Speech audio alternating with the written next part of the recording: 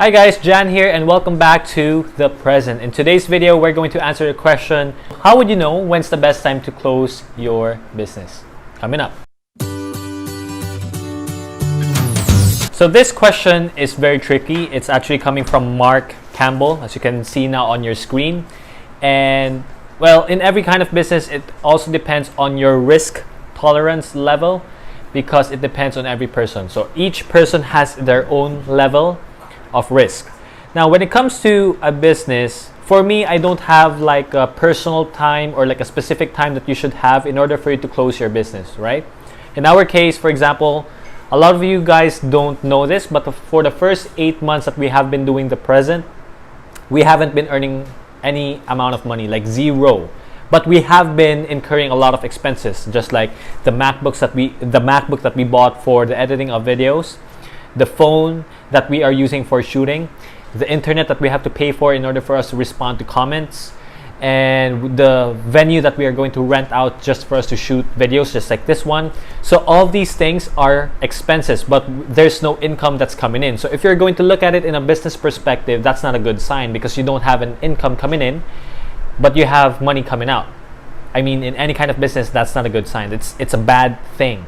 So it depends, right? For us, we were able to tolerate it is because we have enough money coming in from other sources that we can use for the business, for building the brand, which is The Present. So these things is our experience, but it doesn't have to be yours. Maybe you have a different thing.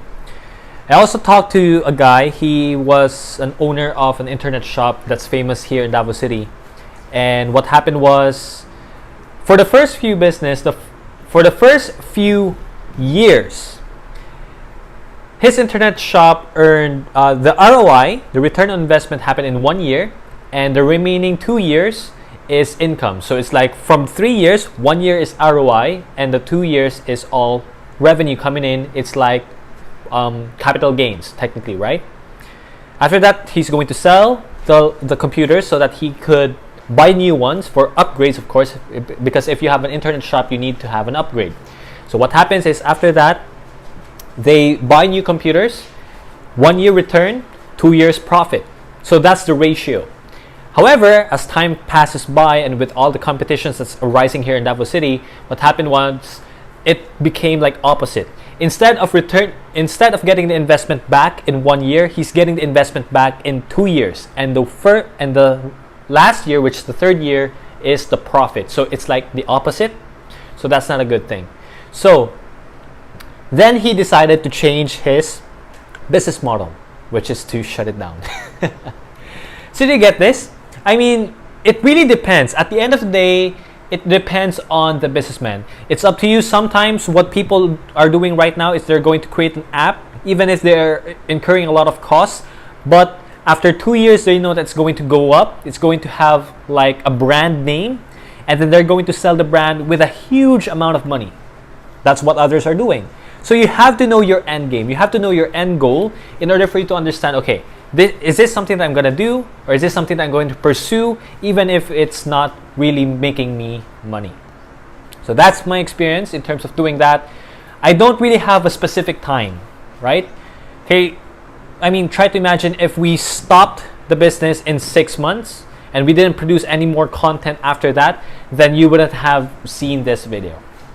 So you wouldn't know. Just try your best to do everything that you can and just focus on it and find ways to make it happen. But if you feel like, and this is one of the most important things, if you're not happy with whatever it is that you're doing, it's going to impact your business. So if you're happy with whatever you're doing, even if it's not making you a lot of money, but it's making you just enough money for you to survive, then you see the value of doing it. Do you get this? So yeah. So Mark, that's the answer to your question. If you have any thoughts that could help Mark out with his question, let us know in the comment section.